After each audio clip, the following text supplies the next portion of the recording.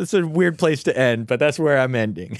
I love that so much. I think now I just want to make baseball cards for all the giants. But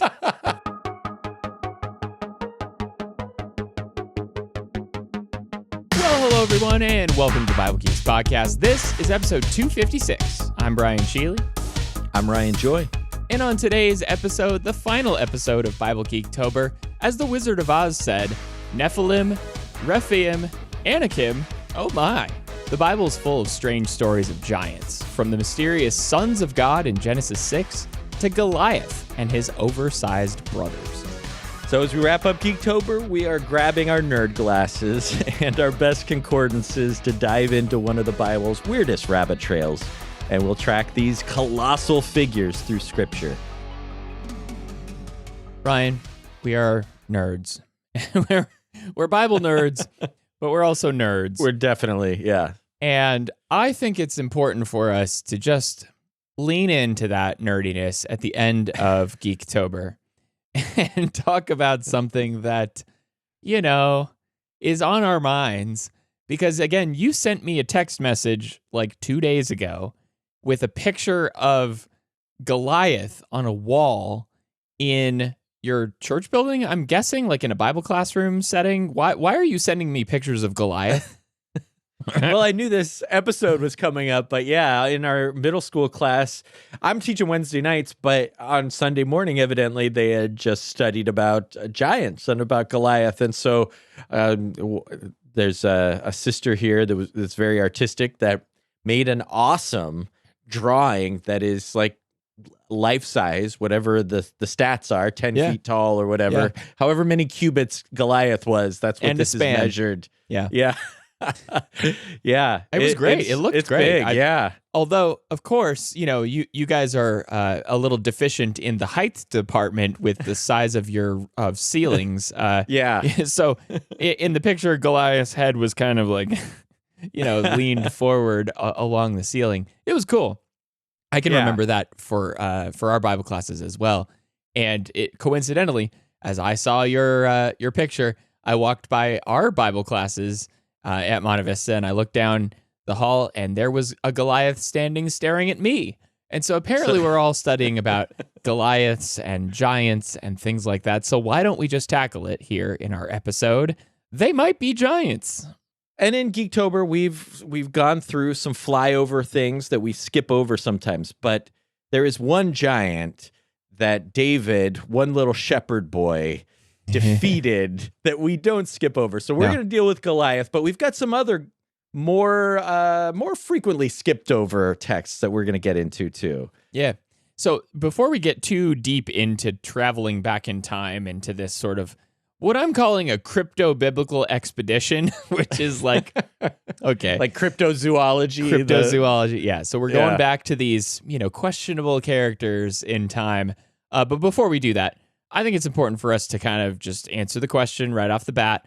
What is your favorite giant from a book or a movie from either your childhood or someone that you've come to really lean on in recent years? Okay, well, I'm going to give you the beginning of a quote. And if you can complete it, you will know exactly who my favorite giant from childhood is. Okay. Stop rhyming, and I mean it. Anybody gone to Peanut? There it is. Andre. So the Princess Bride, Andre the Giant. Yeah. Love it. I mean, Andre the Giant generally as a wrestling fan when I was a little boy, but then when he shows up in Princess Bride, come on, that's awesome. What about you? What's your favorite giant from childhood? That was my answer. There's no other answer. Oh, yeah? There cannot be another answer. It has to be Andre the Giant. He had the word the giant in his name. Like, come on now. Like, if they hadn't asked him to rhyme in it, I don't think I would have enjoyed Andre the Giant as much, but that was pretty solid. I love that one. That's awesome. So last night, Adrian and I were looking at giant texts and connecting to the Princess Bride. Big word, big letter Bible? Yeah, large print Bibles. We are getting older. But no, we were looking at some of these texts, and we found another Princess Bride connection because there was one of these characters that had 6 fingers. And, you know, Inigo Montoya, you killed my father prepared to die. So anyway, I just wanted to note while we're nerding out, the six fingers are also part of the real biblical story. And then there's the giants. So let's get into time traveling from there. If I could turn back time, if I could find Yeah. a way. So here we are in our Time Travelers segment, thinking about how to travel back in time. And we're going to do this crypto-biblical expedition. As I said, we're going back in time to look for these mysterious creatures, these people of mysterious origin. And I think it's helpful for us to start from the beginning, back in Genesis 6. And, you know, if you could go back and really start tracing through the boogeyman stories, I'm just going to call them, that the children of Israel held, I'm sure that like parents told their kids about these really interesting characters. But these are the sons of God in Genesis 6, verses 1 to 4. Do you have any idea who these are? Because they're brought up a couple of times throughout the Bible. The sons of God? Yeah. And the daughters of men, by the way, are also in this passage. Yes. Well, that's a little bit less mysterious, although there are some theories there. Yeah. I mean, in the book of Job is where it's maybe the clearest that the sons of God are angelic spiritual beings, right? The sons of God are coming before him, before the Lord in heaven. Right. The Satan is one of those. Later on, there is another, like a word of praise about the sons of God.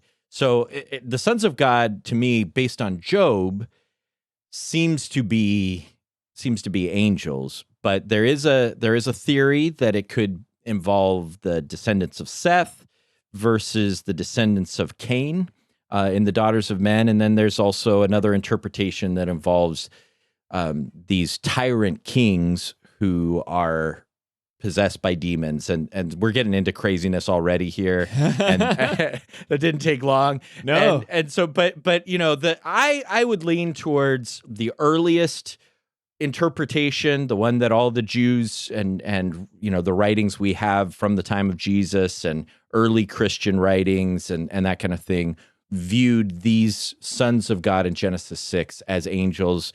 The connection to Job and other textual evidences lead me to that direction, but I'm interested in your take. Do you go Seth, the Sethites, or another one of these interpretations? What do you think? It just feels to me very much like you mentioned with the Job connection. It feels very angelic, and I'm okay with that. Like I'm okay with whatever that means. I don't know what it means, and I don't need to know what it means necessarily, but maybe it'd be helpful just to kind of roll back here and read this passage that we're talking about in Genesis 6, maybe just 1 through 4. The whole thing is really helpful in establishing what on earth we're even talking about here. The verse 1 says, "When man began to multiply on the face of the land and daughters were born to them, the sons of God saw that the daughters of man were attractive." I mean, of course they were. And they took as their wives any that they chose. Then the Lord said, "My spirit shall not abide in man forever, for he is flesh. His days shall be 120 years. Then it says in verse 4, "The Nephilim were on the earth in those days, and also afterward, when the sons of God came into the daughters of man, and they bore children to them. These were the mighty men who were of old, the men of renown." So it almost seems to me there that this angelic being relationship with mankind or the daughters of man are producing some kind of like super giant, mighty kind of race. I don't know. Like the Nephilim, this is the tricky word here. I think in the Hebrew, this means to fall. The root of this word means to fall. And so there are some, views that this word actually means the fallen ones. And I don't know specifically if we can take that much liberty with the meaning of that word, but apparently, as it says here, these were mighty men who were of old, men of renown. So we know this. They were strong, they were big, they were men of renown. So with the fallen ones, that's where you're dealing with those first few verses we were just talking about, maybe some connections to 1 Peter 3, verses 19 to 20, Jude verses 6 and 7, some of those kinds of things. But the Septuagint has a word that just means giants here. Yep. This word Giborim, the mighty men, is also connected to them. And so they're strong, they're mighty, they're valiant, and they are giants. And so that's the origin story of the Nephilim as I interpret this text in verse 4. And then we can follow the rabbit trail of these Nephilim or the thread, we might say, because it is thematic and important. It is in the biblical story. And we'll start to piece together why they're important and why they keep showing up as often enemies of the people of God. And it all begins right here in this rebellion, I think, from the spiritual beings who have fallen and have opposed God and brought about through taking. It's kind of a opposite of what happens in Genesis 3, right? They see something they want, they reach out, they take, and now they are bringing their descendants into the world. And we see here, interestingly, they were in the world in those days and also afterwards. So in case you're confused later on, whenever we see in the next few verses the flood come, the writer here wants us to understand they're going to be around for some time. Yeah. So these are not a people that just disappear from the face of the earth necessarily. They pop back up, and we see them in the book of Numbers, actually. So as we're sort of in this crypto-biblical expedition, we're now looking for the giants. We're searching for them, and we find them in Numbers 13. And this is not an obscure verse. We know this verse. This is when the children of Israel are standing at the edge of the promised land, and they're, thinking about going in, and can we make it? And so they send in the 12 spies. And of course, we all know the story. Joshua and Caleb are the only ones who are confident enough to say, yes, we can do this. But, as we see their response, they see a whole bunch of giants, and they see a bunch of people who it very specifically says were descendants of the Nephilim. It's talking about this as don't you remember the stories we've heard about these people? And it's them. And they're real afraid of them. They say that we seemed like grasshoppers in our own eyes, and to them, it's well, wow. I mean, that's an interesting way of phrasing that. We're just tiny little bugs, and these guys are huge. Yeah. And that becomes the defining characteristic of their whole generation, and defining in the history of Israel, that seeing big people made them doubt the power of God, think that, they had this grasshopper syndrome, right? Yeah. that they feel like we're bugs and we've got nothing to offer. And then they wander for 40 years, of course. And then the next generation, led by Joshua, one of those two spies, goes in and conquers all of these people, doesn't drive them all out, but conquers them. And so we see the Nephilim in verse 33, and then there's another word. It says the sons of Anak, or Anak, who came from the Nephilim, and we seemed like grasshoppers to them.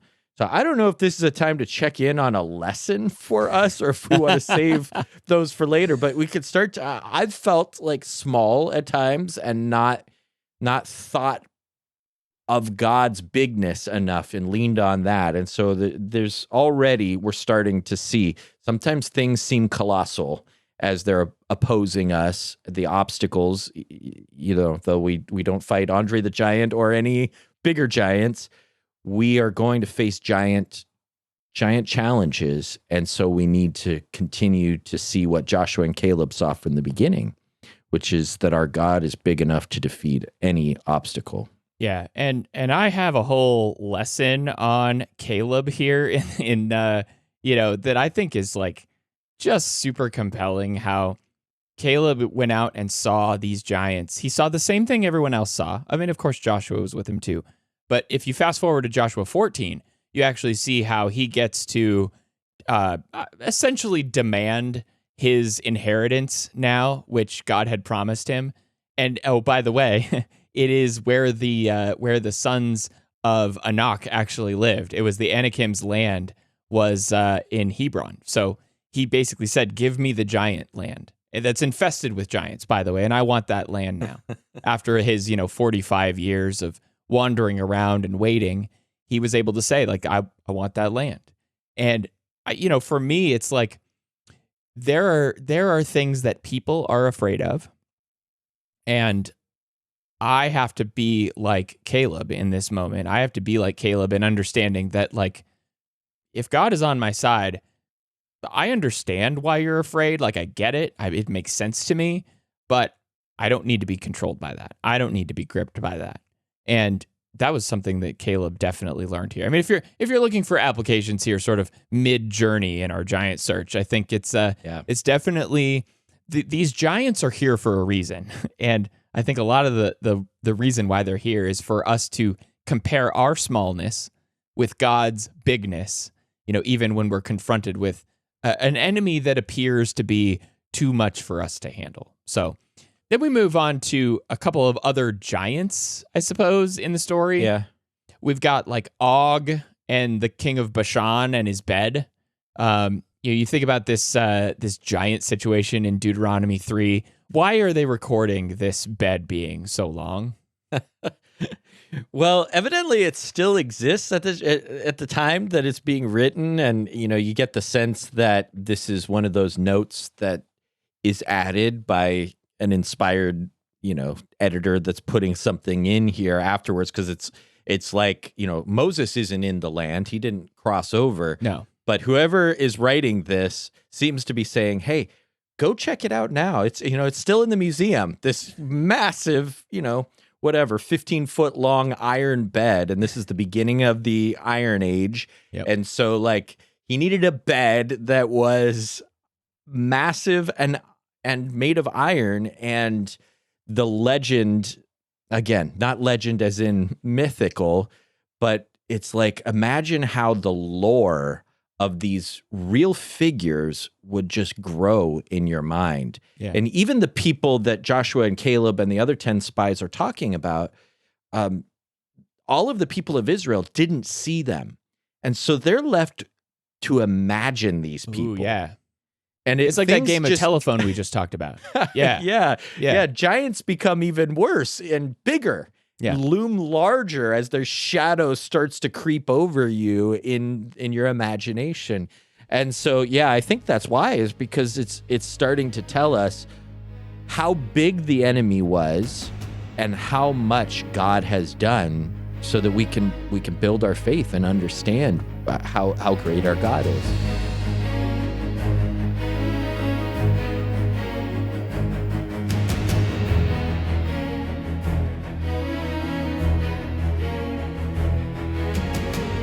Okay, well, again, this is going to take us into even weirder territory than giants if we go too far into it, which will take us off of our path.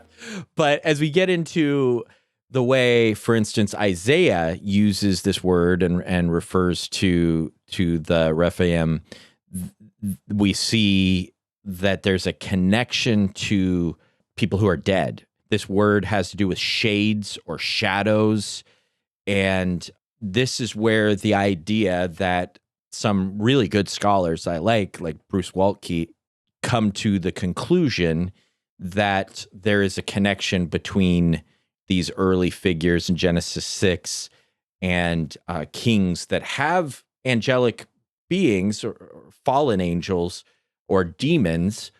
And so there is this kind of shadow of the spirit world that enters in. I think that's where this comes from. I'm thinking about Deuteronomy 2, verse 10, where it's like this parenthetical statement talking about the Amim formerly lived there, a people great and many and tall as the Anakim. Like the Anakim, they are also counted as Rephaim, but the Moabites call them Amim. So it's like, they're tall. So it's the reference to Rephaim is not actually only about them being tall, but apparently something else. And like you're saying, maybe this demon possession or spirit possession, something is inhabiting them somehow. It's all very fascinating. But there was certainly some some understanding from the Hebrews who would have been reading this at the time about what these things meant. And they get what's going on, that these people are special, they're different, they're huge, and there may even be something else going on. We're not entirely sure. Yeah, I mean that's pretty well said, because there's things we just accept that we don't know all the things we want to, and we dive into it and we study it. We know that giants were real. We know that demons and angelic, beings, both good and fallen, are real. And it seems, my best interpretation of Genesis 6, that there is a connection there between those angelic beings and these giants. And from there, we're just kind of trying to work through some of these texts. Yeah. But let's get into the big guy. The big guy. All right. That David fells. Yeah. So we're moving to Goliath, and there is a connection. I mean, just so that we're all on the same page, there is a connection between Goliath and these giants that we've been talking about, the sons of Anak. Yes. They were basically wiped out from Canaan, although remnants and pockets of them did exist. And where was one of those pockets? It was in the Gathites, and that is where we see Goliath living, and that's where he comes from. So you can imagine, after having, vacated them from his property, Caleb did, now they're sort of in these little pockets, and we've got Goliath out here. I just stopping for a second. We talk about David as the great giant slayer, and that's all great and fine. In that story of Caleb and how he wipes out the giants of the land, he's dealing with potentially lots of giants, and that's pretty amazing to me. So credit to Caleb, who was also 85 at the time when he did that. That's pretty amazing. But back to Goliath. Lots of rabbit trails here on this little expedition. And we do have an episode on Joshua and Caleb coming. So, yes. So it'll all tie back together. Yeah. All right. So we've got Goliath here, and boy, he is, he's the guy. And why is it so important that he's a giant in this story? Why is it, couldn't he have been anybody, or even a big army of people? Why is Sure. the fact that he is a giant that's so frightening to them? Well, giants are scary. Okay. I mean, imagine, even a huge, I don't know, mixed martial arts fighter that's, 6'4" and 240 pounds comes to fight you. Okay. That would be scary. But formidable. Formidable, but a 10-foot guy. And then there are these elements in the story of the serpent being called back in the way that his armor is described with scales, and some of the language that's used, it's letting us know that this is one of the descendants of the serpent, not in a supernatural way, like I'm saying that the serpent, that Satan is possessing Goliath or anything, but those who are opposing God, he is the opposer. They're on the wrong team. They're on the serpent's team and not on the descendant of the woman's team.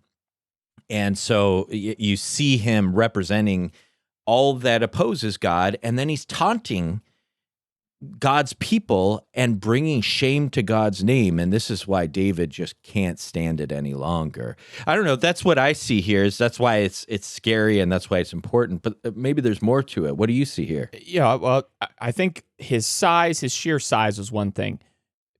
I think you hit on something earlier when you were talking about the children of Israel at the land of Canaan not seeing the giants for themselves. I don't know how familiar they are. How close had they ever been to a giant up to that point, at least? Don't know. But, seeing these people for the first time must have been shocking to them, I'm sure.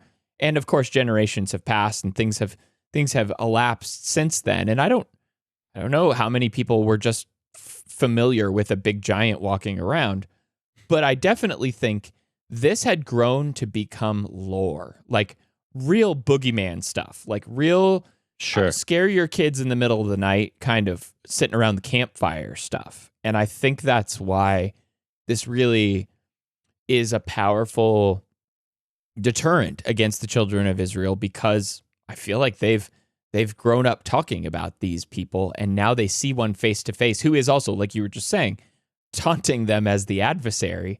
That's got to be a scary situation. Yeah, so we have this massive dude. We have one figure who is taunting and fighting and representing all of the forces that oppose God. And one figure steps out, one who is anointed, as if to say the anointed one. Yeah. To step out. It would and be as if we said represent that. all of it was as if, I was going to say Christos or Messiah, but you know what I mean? Like I do, yeah. I mean, it's clearly this picture before Jesus comes of what the Christ is going to do for his people. Yeah. He's going to step out and represent all of the people to defeat the great enemy that is going to represent all of the forces of darkness. And with that defeat, all of the people have a victory. Just because one little shepherd boy, one good shepherd in our case, steps forward and fells the enemy. And so it is such a archetype for the rest of the Bible story. It's a center point, and kids love it. We all love this story because, you know, it's the, as we talk about all the time, it's a David and Goliath story. That's right. Well, it's the David and Goliath It is the story. David and Goliath story, yeah. Yeah.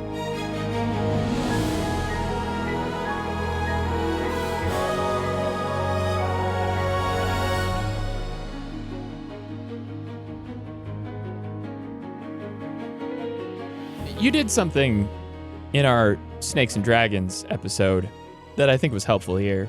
And you used the word archetype, but like, I think you've got an opportunity here to see Goliath as more than just a big dude. And I think that's where you were headed there.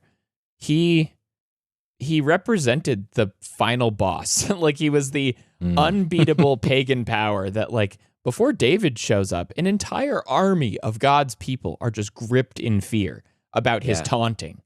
And what an embarrassment. Like, I don't know that I would have been any different in their shoes. I don't know if standing there in that moment, you know, gripped by fear. I also don't know how I would have been in the 10 spies situation back in Canaan. I would like to hope that I would have more faith, but if the sheer number of people tells you anything, I don't know that I would have been any different at seeing this huge guy. And it really did represent more than Goliath. It was clearly their own failed faith on clear display. And it was the fact that God could easily, without any effort at all from, you know, this little anointed David kid over here, it could have easily taken care of the situation if only somebody would have trusted enough to say, hey, we know we've got this. Like, they didn't learn the lesson of Caleb and Joshua. They didn't learn any of that stuff. And now they're right back in it and just kind of confronted with the same blazing evil, like standing on clear display, telling them to throw down, and they just cower in fear. You bringing up the crowd kind of opened up something for me there. Like, you think about the way a crowd can start to define a way of thinking. And then if you, in this case, are saying, no, I'm going to be the one person that's going to step out in front and step away from the crowd. Yeah. And, you know, well, why do I need to be like the lamb sent to the slaughter? Boy, that's an appropriate phrase as we just later on pick that thread up with Jesus. But, you know, being the one that goes forward and thinking, I mean, I know I don't have a chance, so I'm going to be the one to step out. And it took this, you know, gigantic faith, pun intended, of David to say, this isn't about me, this isn't about you, this isn't about the crowd of us. I think differently than the group because I see who God is, and he steps out. You know, I mean, you can definitely get judgmental towards the group and then start to think maybe I should check my own life and see where I am going along or where I am not stepping out in front of in front of the giants, and I could think bigger than I do. Do you think when we talked in the Elijah lesson, I thought it was really helpful in that discussion that God didn't minimize what Elijah was going through. He didn't tell him like, suck it up or whatever. Like he didn't make him feel bad or anything like that. I think in a story like this, the connection I'm seeing is that God is not like, there's no opportunity to be like, oh, Goliath wasn't so bad. Oh, don't be, there's no reason to be afraid. Look at him. He's just, the text is like pumping him up as the most bad enemy, right? Like, I mean, it's given the weight of his stuff and all of his equipment. And like, I mean, I think it's doing that for a reason. And it's not to say like, you have no reason to be afraid. What we're reading here in this text is like, you've got a reason to be afraid. Yeah, you absolutely should be afraid if you're only thinking of it physically speaking. Like if you're only seeing the person of Goliath, then you should be terrified. And that just feels like a much more biblical way of trying to teach us something than like throwing our fears under the bus and saying, don't even worry about that stuff. It's not a big deal. It's not minimizing anything, but it is absolutely highlighting that like there is a bigger power on display than the huge power you seem to see right in front of you. Yeah, I mean, I think there is a wisdom, and maybe it comes the more you get older and understand with humility your own moments of fear and weakness and failure, that you start to read the Bible with a different kind of empathy, and then it unlocks something for you. And it's I mean, it doesn't take anything away from right and wrong. Right. And there was a right way to respond to this. But whenever you can put yourself in that situation and maybe connect it to moments in your life where you needed to find that backbone to stand where nobody else was. Everybody was cowering, or everybody was saying it's not that big a deal or whatever it was. And you had to find that, then you can see how hard it is and how much it takes and how important it is then for us to keep finding that. And so, yeah, that's helpful. And I think that the text pulls no punches in David's defeat either, going all the way, there's the defeat, there's the stone, and then there's the sword coming, and there's a full and utter literal decapitation, going back to the story of the serpent and the crushing of his head, the serpent's head. Yeah. There is that storyline continues here as God and his representative do take the victory and always will in the end.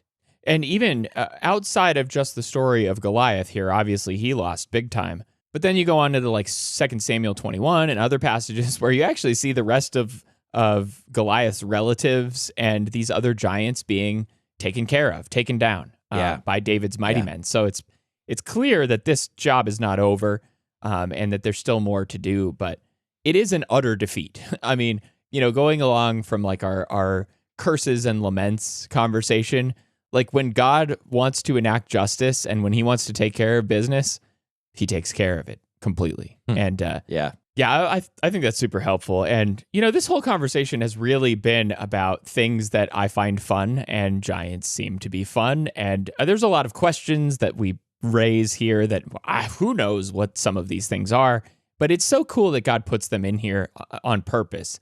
And throughout this whole discussion, as we've been weaving our way through searching for giants, you could not help yourself, Mr. Joy. It was trying to make the connections to Christ. So I'm just going to let you do it here. Bring us home to Jesus here, because I think the story of David and Goliath is absolutely a parallel to some of the great things that Jesus did for us. Well, and it doesn't just bring all of the thread of the giants together with the thread of Christ. It also folds in, as we started to see, that serpent and dragon theme that we started earlier in Bible Geektober. So it's all coming together, and everything comes together in Christ, who holds all things together. But it makes me think of those texts where it talks about Jesus the conqueror, or Jesus, like in Luke, who takes and binds up the strong man, right? The strong man being Satan in the text. And all of these, passages about us through Jesus being conquerors. And, we looked back at how we conquer the dragon through all of this. So where in this story of the giants is there one passage or one idea that you kind of settle into to take this home to Jesus? Because, man, he's all over the place here. He is all over the place. It is easy for us, I think, to land on the story of David and Goliath, and I think that's the most appropriate one. I do, of course, go back to the story of Caleb. I think that is really helpful to understand how he saw the same thing everyone else saw. He saw through it all, and that's what David does here. David sees Goliath. He knows who he is, but he sees through it all. And isn't that exactly what Jesus did? He saw everything we saw. He experienced life exactly the way we experience it, but he wasn't fazed by the giantness of the enemy. And that reminder for me is just it's really helpful that I don't have to be so stricken by fear or overcome, paralyzed by this situation that I see this giant enemy or this uncertain diagnosis or like whatever is on the future. Again, goes back to our time travel episode, but I don't have to be so worried about what's going on because Jesus sees right through it. And if I have his eyes, I can see right through it as well. I can see in faith what God can do through all of these things. And that is what we were talking about in our snakes and dragons conversation, how these chaotic moments, these seemingly impossible adversaries, God's got it, and I can just trust him that he's got it. And of course, Christ is making all of these things possible for us, like he's fighting for us, and he is defeating the enemy not just for himself, but of course for us, and he's doing that willingly and lovingly and sacrificially for me. Yeah, we talked so much about all these different attributes of Jesus that are so admirable, and I don't find myself talking about or thinking about his courage that much. Yeah. But what courage it takes to defeat the giant. That is the essence of the story, is faith, that faith enough to have courage, and what courage it takes to go through the Garden of Gethsemane and go through the cross and know that on the other side, the victory is yours, to set your face like steel, like flint. I don't think about courage as often as I should when I think about Jesus, and that is absolutely the case. And as a story about giants can resonate with young people, a story about courageous acts can also resonate with them, and I think it's why a lot of this discussion about giants really gets thrown into our Bible classes with our young kids. Like, I think they love it, and I love it, and we all love it. We love our giants, and this has been a fun conversation to have about giants and things that, boy, I'm still just trying to figure out, like, what is a Rephim? Yeah, we could just like throw word studies into this as the bait. That wouldn't be very much fun though. The fun stuff for Geektober is to spend some time thinking about the crazy heritage of Goliath and then how our king overcomes all of our giants. It is great. So that actually leads us pretty well into our challenge for the week. I am ready to face any challenges that might be foolish enough to face me. So the challenge for the week is to identify a quote-unquote giant in your life. Maybe it's a real giant. Maybe you actually know a big dude who's giving you trouble. I don't know. But an insurmountable obstacle, some kind of sin that you're dealing with, some fear that you're going through.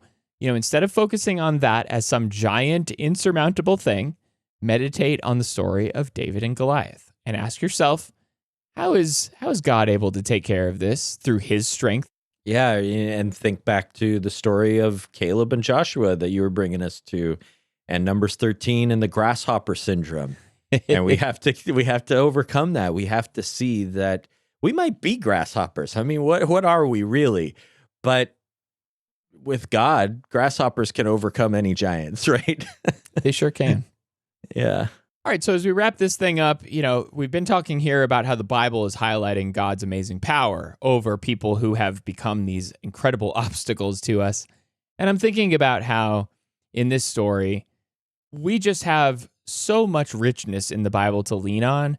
And when you go and look at these stories about these characters and creatures and all, it's sort of a Geektober wrap up for me, is just, there are so many things in the Bible that are there for a reason, and they're there for you to chew on. And I just really appreciate in these discussions how helpful it has been to look at some weird stuff and to consider it with you and just ask ourselves questions we may not ask ourselves very often. And I think that's always a good, maybe rabbit trail, a diversion in a Bible study. You don't want to do this stuff all the time. I don't want to become like the expert in, the unseen realm or anything like that. Like we need to apply these things to our lives. I need to, but it is interesting to kind of take some deep dives into some of these super nerdy subjects. So this has been fun talking about big people. Yeah, we'll get back to, the fundamentals. Those are important things, and we've got lots of those kinds of episodes about prayer and joy and that kind of thing. But, even when we take these rabbit trails, where do we end up? We end up back at Jesus. Hey. We end up at faith. We end up at fundamentals, because it is all there to support the one story. And yeah, as we wrap up Geektober, I see, we've talked about how even last week, how scribes are like coders, and we've gotten into details Yes. and knowing the number of all these things. And maybe this is a pretty nerdy, weird place to end, but I was thinking about the stats for these giants and how they're there for a reason, Yes. like we love stats. We do. I know how many touchdowns my favorite player has scored, and we think of how the greats of baseball have had this many, how many home runs has Hank Aaron had, and we love statistics because it is a factual testament to the greatness, the bigness, how unique someone or something is. And so God has recorded for us these statistics about a giant iron bed and a super heavy spearhead and a super tall guy from Gath. We know these details so that we can see, even in these facts, God sees these things as nothing. I mean, think about the stats about the size of our planet, the distance to our sun, the distance, think about the greatness of God, and all of these stats seem very small. But in our imagination and our fears and our anxieties that we've been talking about this season, they can loom very large. And so whatever the stats are that seem to oppose you, the number of the majority that opposes God, the size of, whatever it is, God is greater. And God can take down our giants. So, stats. It's a weird place to end, but that's where I'm ending. I love that so much. I think now I just want to make baseball cards for all the giants. All right, everyone. Thank you so much for bearing with us here in our Bible Geektober. We're done now. We're going to put this one to bed, and we'll be back maybe for another Geektober next year. We'll see. Let us know what you thought. Yeah, it's been nerdy, but we're getting back into some practical stuff here in the next conversation. In our next episode, actually, we've just danced around it all over the place. We're talking about Joshua and Caleb. And we're going to have Joshua and Caleb face off in the next conversation, and I'm excited about that. I preached a lesson on Caleb, Ryan preached a lesson on Joshua, and we're going to fight next episode. So thanks so much, everyone, for tuning in to the Bible Geeks podcast. You can find us on our website at BibleGeeks.fm. You can find show notes for this episode in your podcast player or at BibleGeeks.fm. And you can leave us a note there on our website. You can search for all of our resources we have available. And, if you want to rate us on Apple Podcasts or wherever you get your shows, we would love that. And until next episode, everyone, may the Lord bless you and keep you. Shalom.